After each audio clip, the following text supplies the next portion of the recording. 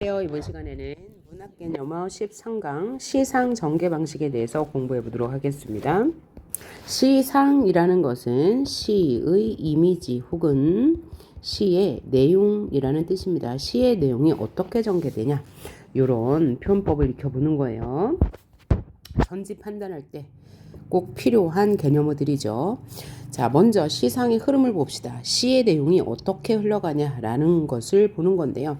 시상을 집약한다라는 것은 시상 내용이 집약한데 모아져 있다. 그러니까 요약한다는 뜻이에요. 요약한다. 그러면 시상을 요약한다. 그럼 무슨 뜻일까요? 주제가 나타난다라는 뜻이에요. 주제가 드러난다. 그러면 시상을 집약하여 어떠한 이미지를 강조한다. 어떠한 정서를 드러낸다. 이런 식으로 선지가 이루어지겠죠. 그러면 시상의 집약이 나타났다. 그러면 그 부분에 주제가 드러난다 라고 생각하시면 될 거예요. 그 다음에 시상이 확산된다. 이 얘기는 뭐냐면 확산, 널리 퍼진다는 얘기죠. 그래서 시상의 확산은 언제 나오냐면 개인의 문제에서 사회의 문제로 확대하고 있다 라고 할 때 시상의 확산을 통하여 혹은 자연의 문제를 인간의 문제로 확대하여 해석하고 있다 라고 해도 맞는 말이고요. 시상의 확산은 주로 이럴 때 나타나요. 개인의 문제를 사회 문제로 확산한다. 자연의 이치를 인간의 문제로 확대하여 성찰을 보여준다. 이런 식으로 선지가 나오게 됩니다. 그 다음에 시상의 통일은 뭐냐면 시의 이미지가 분산되지 않고 하나로 흘러간다. 그럼 어떨 때 이런 말이 나올 수 있어요. 비슷한 구절을 반복하여서 주제를 매연 강조할 때 시상의 통일을 보여준다 라고 할 수 있겠죠. 연상이면 자, 하나의 관념으로부터 다른 관념을 불러일으키는 거죠. 하나의 대상에서 또 다른 대상을 떠올리는 거예요. 그래서 연상한다라고 하면 뭐 열무삼다를 보니까 우리 엄마가 떠오른다. 혹은 찬밥을 보니까 우리 엄마가 떠오른다. 이런 것이 시의 연상이라고 보시면 돼요. 연상작용을 통하여 주제를 어떻게 확산한다라고 선지에 나올 수 있습니다. 연상작용은 하나를 보고 또 다른 것을 떠올린다는 이야기예요. 그 다음에 정형적 구조라고 나와 있는데 형은 형식이 있단 말이고 정은 정해져 있단 말이죠. 그래서 형식이 정해진 구조라고 보시면 돼요. 그래서 시가 1, 2, 3, 4연이 있을 때 1, 2, 3, 4연이 이렇게 쭉 나와요. 그러면 이 구조가 기승전결로 이루어질 수 있어요. 그럼 기는 일어날 기자예요. 어떤 내용이 시작되는 거죠. 어떤 시상이 시작돼요. 시작. 이야기가 시작되거나 일어날 기자예요. 어떤 내용이 시작하고 승은 뭐야? 올라가요. 그 내용이 점점 고조돼요.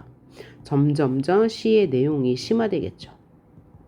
그런 다음에 전은 바뀔 전자예요. 그래서 이때는 시상이 전환되어 이런 말이 나오죠. 뭐 보통은 그러나 혹은 이런 말로 나올 수도 있고 이러한 표지어가 없는데도 불구하고 시의 분위기가 달라진다. 그러면 전환이라고 볼 수 있고요. 화자의 정서가 달라져도 전환이고 뭐 이렇게 그 다음에 결론은 마무리가 되겠어요.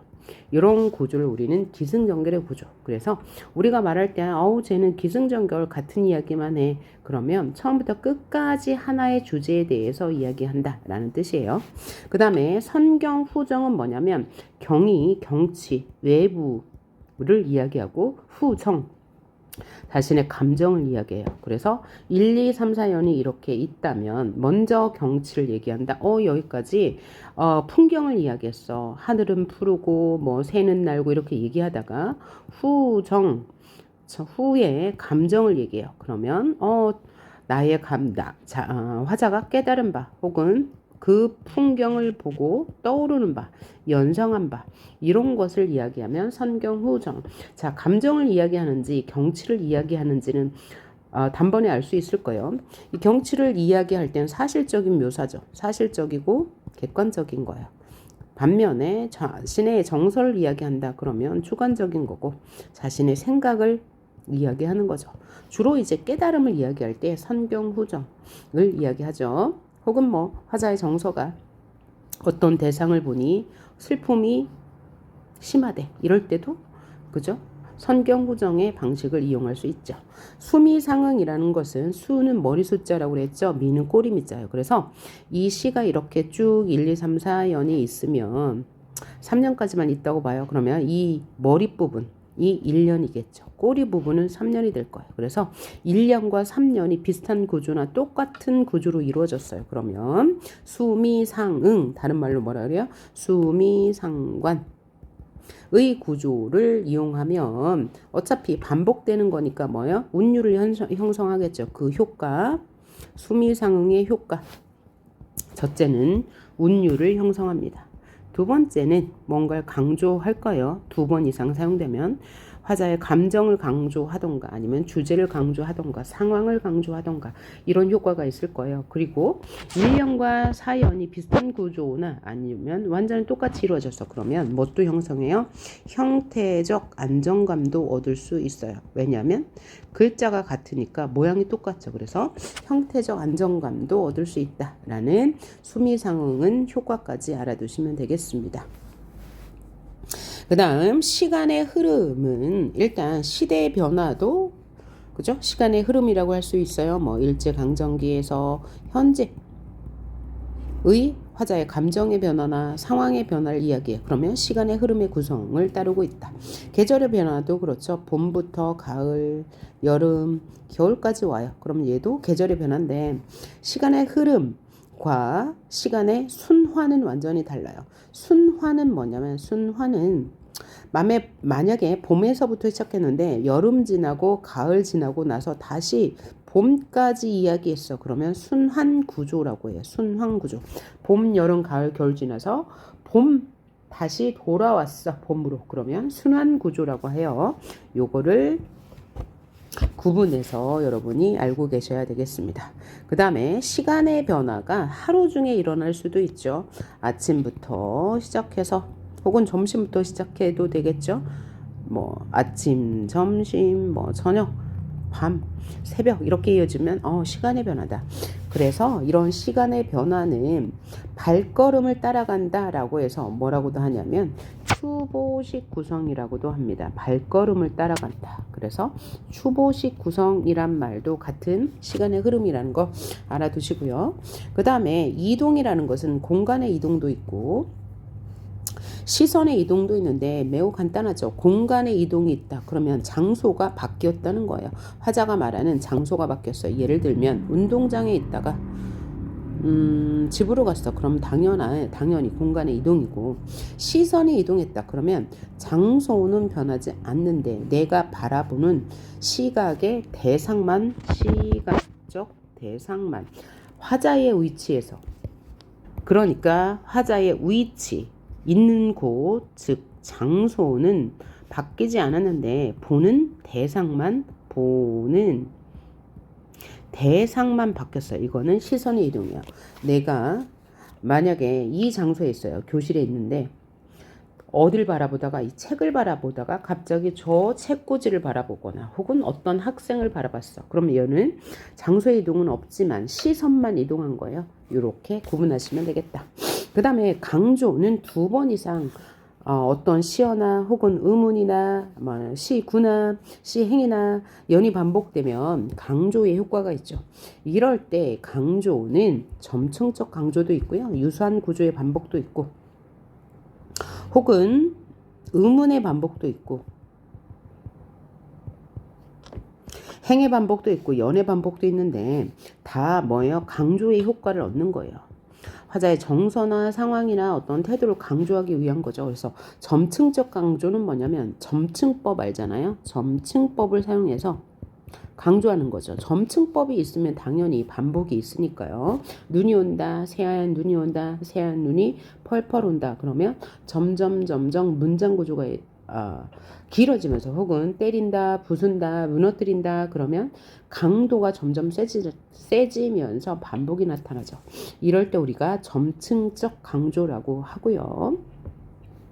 유사한 통사 구조의 반복은 통사 구조라고 하니까 통사 구조는 뭘 봐야 되냐면 일단 조사와 어미의 반복이 있는지 보셔야 돼요.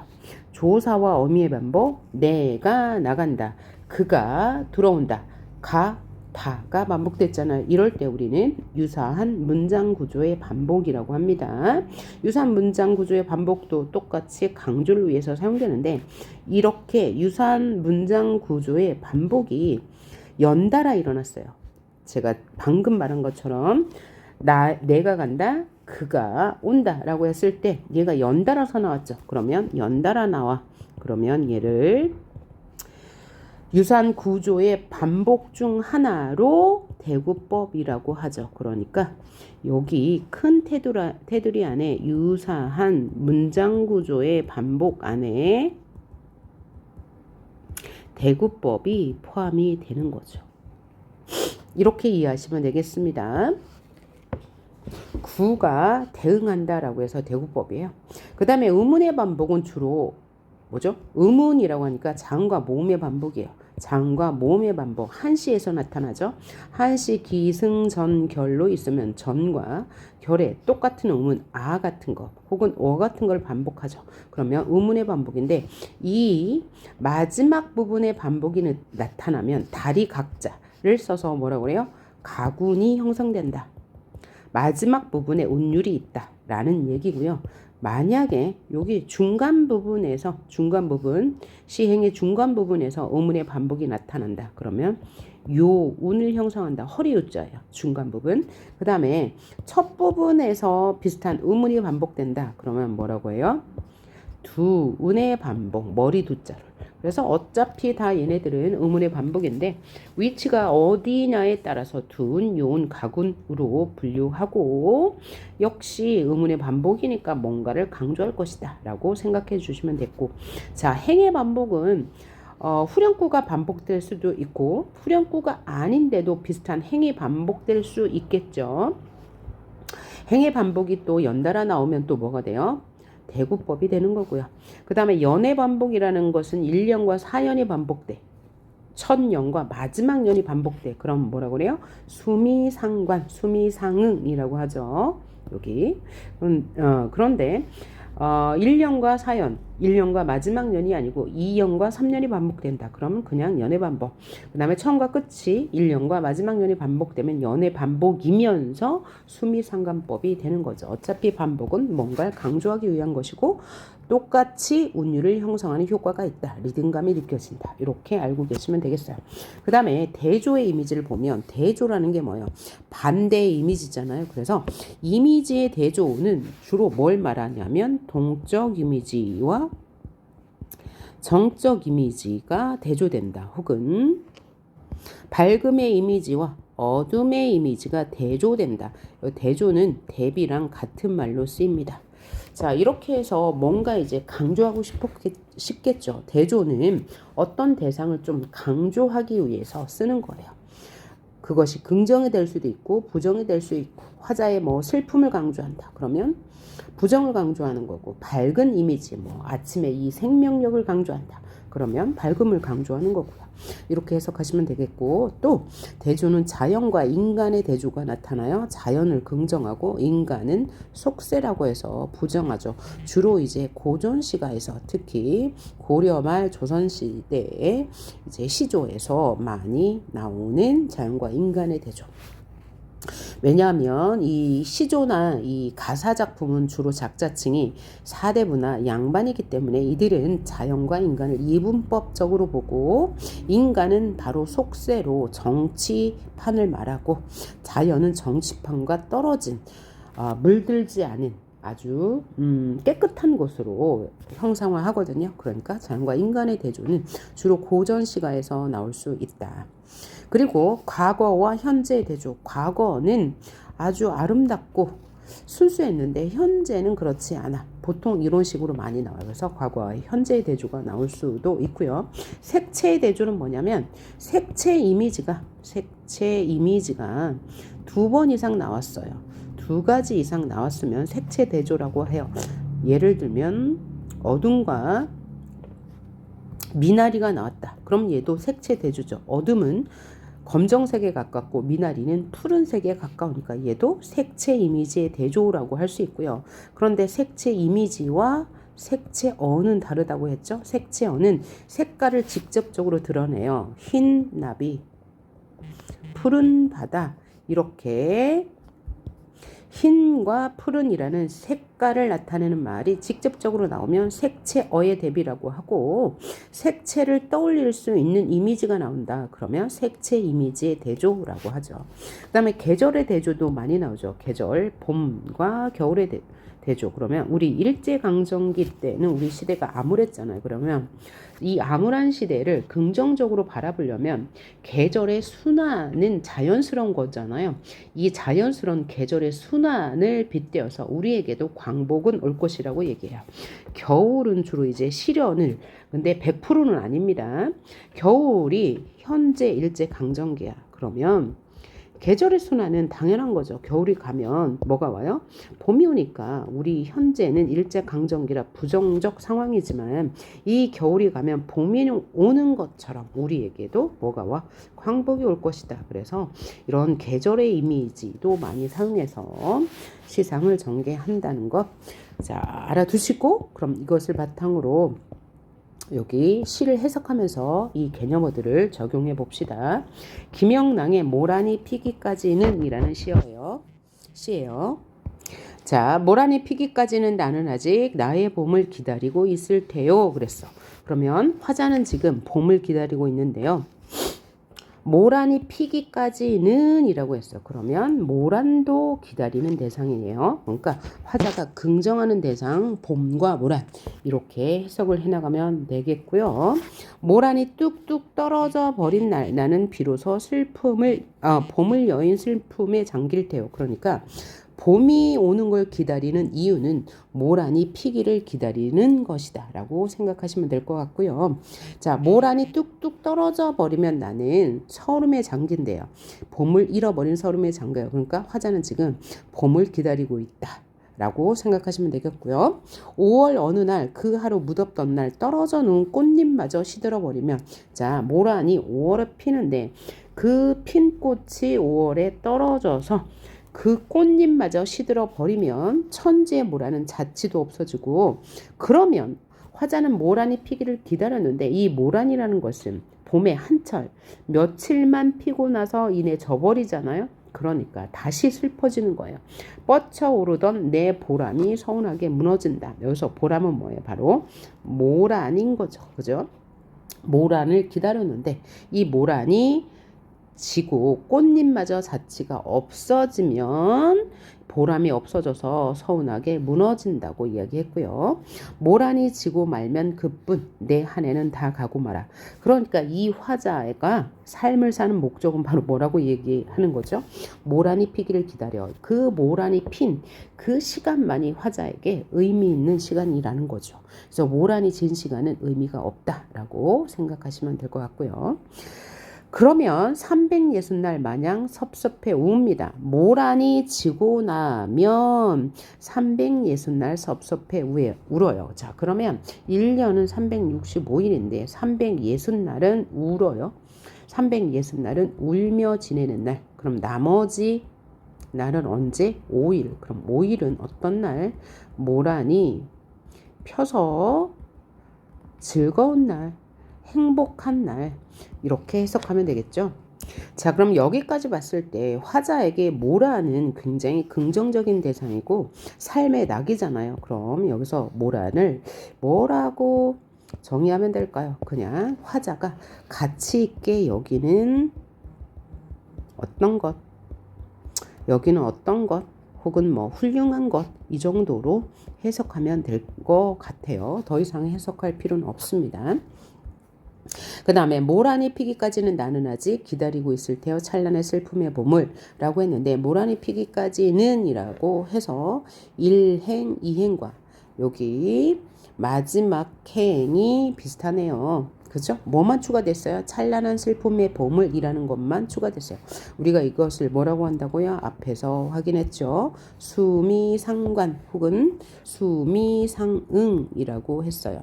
수미상응, 수미상관을 사용하면 어떤 효과가 있다고요? 첫째, 운율을 형성한다. 둘째, 주제를 혹은 화자의 감정을 어떤 것을 강조한다 라고 했어요. 운율 형성, 그 다음에 어떤 것을 강조, 그 다음 형태적 안정감을 얻는다. 그래서 수미상관을 통해 형태적 안정감을 얻는다. 수미상관을 통해서 화자의 기다림을 강조한다. 수미상을 통해서 운율을 형성한다. 이렇게 선지로 나와요. 그러면 맞는 말이 될 거고요. 그럼 마지막 이 의미를 한번 봅시다. 자, 모란이 피기까지는 나는 아직 기다려. 여기까지 똑같죠. 화자는 모란을 긍정합니다. 훌륭한 것이라고 생각하면 될 것 같고요. 그런데 그것은 찬란한 슬픔의 봄이래요. 내가 기다리는 것은 찬란한 슬픔의 봄이라고 합니다. 그러면 찬란한 것은 긍정이고요. 그 다음에 슬픈 것은 부정이니까 일단 찬란과 슬픔을 같은 의미로 보았으니까 얘는 뭐예요? 역설법이에요. 그죠? 표면적으로 모순이 드러나요. 이런 역설법은 뭔가를 강조하기 위해서요. 이면에 진실이 있다는 얘기죠. 그럼 이면의 진실은 바로 뭐예요? 자, 봄을 기다려요. 그러면 뭐가 펴요? 모란이 피죠. 그러면 찬란해요. 그런데 이 모란은 금방 5일 동안 폈다가 지고 나니까 이내 슬퍼져요. 그래서 슬픔이라고 한 거죠. 그래서 기쁨과 슬픔이 동시에 있는 봄을 기다린다 라고 해석하시면 될 거예요. 그럼 이 시를 정리해 볼게요. 화자는 지금 봄에 피는 모란을 기다리는데 이 모란은 훌륭한 것이고요. 그래서 기다림과 희망의 정서가 느낄 수 있고 태도는 훌륭한 것, 바로 모란이죠. 그것을 지향하는 의지적인 태도를 가지고 있어요. 그죠? 계속 360날을 기다리고 있으니까요. 주제는 소망이 이루어지기를 기다린다 라고 하시면 되겠네요. 그래서 표현법은 역설법을 통해서 이 봄이라는 계절을 기다리는 것이 슬프기도 하고 아주 기쁘기도 하다라고 이야기하고 있고요. 수미상관법을 통해서 형태적 안정감, 그 다음에 화자의 정서 강조, 의지 강조, 운율을 형성하고 있다라고 하면 정리가 되겠죠.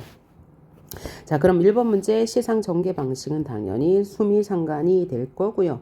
그 다음에 색채 대비 없고요. 점층적 고조나 공간의 이동이 없네요.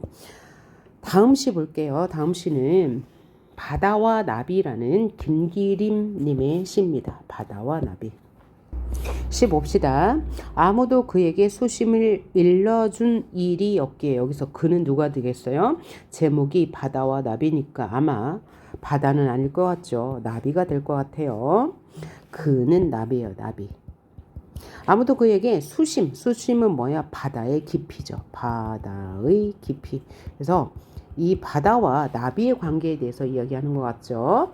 아무도 나비에게 바다의 깊이를 일러준 일이 없기에, 말해준 적이 없기에 흰 나비는 얘가 시적 대상이네요. 도무지 바다가 무섭지 않다. 그러니까 원래는 바다는 무서운 존재라는 얘기네요. 바다는 무서운 존재야. 누구에게는? 나비에게는. 현재 바다는 잘 몰라서 바다가 무섭지 않지만 원래는 뭐라고요? 바다는 무서운 존재라고요. 청무밭인가 해서 내려갔다가는 누가요?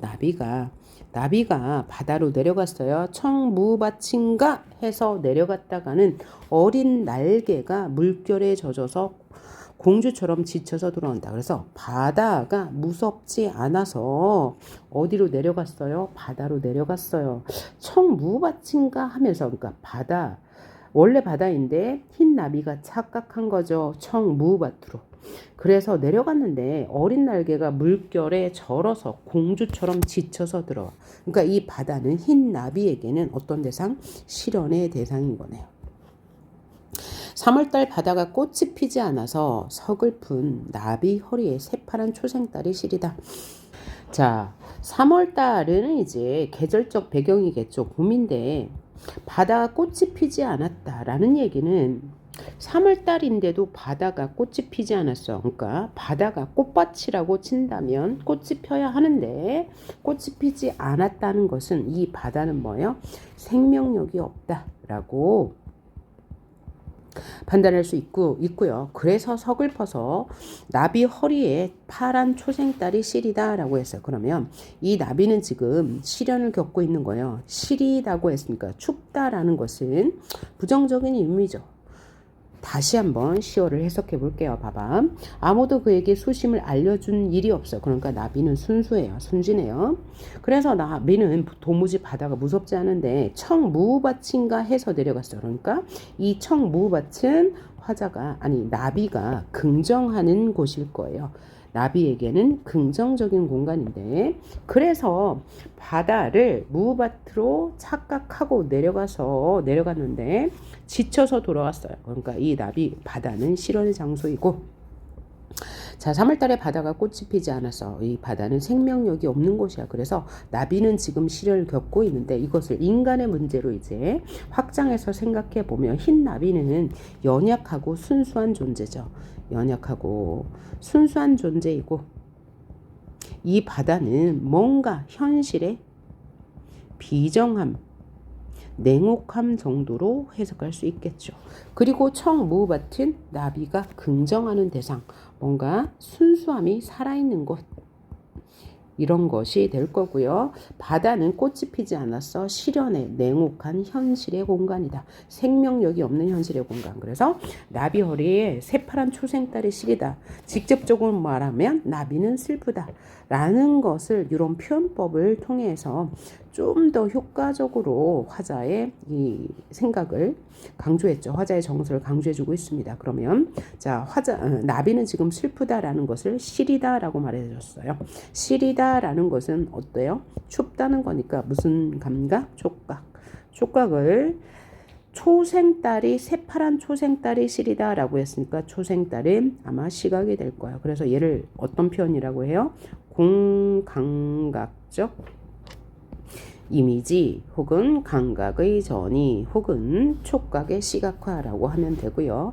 이를 통해서 이 나비의 좌절이나 나비의 좌절이죠. 좌절 혹은 나비의 시련을 효과적으로 전달하고 있고요. 자, 그리고 대립되는 시어가 있으니까 이 시는 상징적이라고 할 수 있어요. 그래서 뭐가 긍정의 의미였죠? 바로 자, 청무밭 인주 알고 갔어요. 청무밭이 긍정이라면 바다는 부정이죠. 그래서 상징적인 시어가 있어요. 그러니까 이 바다는 시련, 청무밭은 아주 순수한 곳, 그렇죠? 바다는 생명력이 없는 곳이라면 청무밭은 생명력이 있는 곳이 되겠네요. 그리고 여기서 봐야 할 표현법이 또 하나 뭐가 있어요? 색채 이미지가 있죠. 청무밭, 청색, 그 다음에 흰나비, 흰색. 그래서 색채 이미지의 대조 혹은 흰 나왔으니까 색깔을 직접적으로 드러냈으니까 색채 대비, 색채어의 대비라고 하면 맞겠죠. 나머지는 해당되는 게 없네요. 자, 다음 시 정지상의 송인인데요. 이는 고려 시대에 지어진 한시예요. 한문으로 되어 있는데 지금 그쵸? 한문으로 네 줄이니까 절구고요. 그 다음에 한 줄에 글자 몇 글자? 네, 다섯, 여섯, 일곱 글자니까 7원절구의 한시예요. 네 줄이면 이 한시는 뭐야? 무슨 구조? 기승, 전, 결의 구조. 이야기의 시작, 이야기의 심화, 시상 전환, 마무리. 이렇게 내용이 진행될 거예요. 비갱강둑에 풀빛이 짙어지고 그러면 비계인 강둑은 풀빛이 짙었어. 오와 생명력이 있어. 자, 남포에서 인 보내니 슬픈 노래 울린다. 그럼 나는 지금 남포에서 뭐 하고 있어요? 이별하고 있네요. 그러면 자연은 푸르러서 생명력이 가득한데 나는 이별해서 슬퍼. 그럼 뭐라고 할 수 있다고요? 자연과 인간 사이의 대비라고 할 수 있습니다. 자연과 인간 사이의 대비. 자연은 이렇게 싱그러운데 우리 인간은 이렇게 슬프구나. 그 다음 대동강 저 물은 어느 때나 마르겠나. 왜요? 나는 지금 슬픈 상태잖아요. 해마다 흘린 이별 눈물이 푸른 물결을 더 보태니까 대동강 물은 바뀌지 않을 것이다. 그래서 여기서 확인할 수 있는 거 도치법이에요. 도치법. 이 문장의 구조를 바꿔가지고 강조해요. 뭐요? 나의 이 눈물, 나의 슬픔, 내가 흘린 눈물 때문에 뭐예요? 대동강은 마르지 않을 것이다. 과장법이죠. 과장법. 그죠? 아무리 내가 눈물을 많이 흘려도 대동강물에 비하겠어요? 도치법과 과장법을 통해서 뭘 강조해요? 이별의 슬픔을 강조하고 있다. 그 다음에 여기에서 물의 이미지는 뭐예요? 이별이죠. 이별. 대동강 저물은 나의 눈물이 보태지는 거니까 이 강물은 이별의 이미지다. 그죠? 이별 눈물, 뭐 대동강물, 푸른 물결. 푸른 물결도 뭐예요? 이별의 이미지입니다. 내 흘린 눈물 때문에 그 푸른 물결에 더해지는 거니까 이건 다 슬픔, 이별의 이미지라고 생각하시면 돼요. 그래서 귀에서는 뭐라고 했어요? 시상이 시작돼요. 불빛은 푸르다. 승에서는 나는 지금 이별 때문에 울고 있다. 전에서는 갑자기 시상을 바꿨어요. 저 대동강 마르지 않을 거야. 내가 이렇게 눈물을 많이 흘리니까 라고 하면서, 그래서 이 시의 화자는 지금 이별한 상황입니다. 정서는 슬픔, 그죠? 태도는 뭐 이별의 정안의 백미예요. 이 시가 모든 이별의 시 중에서 이 이별의 감정을 가장 잘 드러낸 시가 정지상의 송인이라고 합니다. 그래서 이별의 정안의 백미라고 꼽히는 작품이에요. 이별의 슬픔을 가장 잘 표현했어요. 그죠? 기발한 발상을 통해서요. 내가 눈물을 많이 흘려 대동강물은 마르지 않을 것이다. 그렇죠? 그래서 주제는 역시 이별의 정안이 될 거예요. 자, 표현법을 보니까 뭘 사용했습니까? 바로 자연과 인간 사이의 대비, 그 다음에 과장, 도치를 통해서 이별의 의미를 강조하고 있고, 여기서 대동강과 눈물, 푸른 물결, 이 물은 모두 이별을 상징한다. 그리고 한시, 기승전결의 구조로 이루어졌다 라는 것 정리하시면 되고요. 다음 파일에서 이제 4번 이어서 강의하도록 하겠습니다. 수고하셨어요.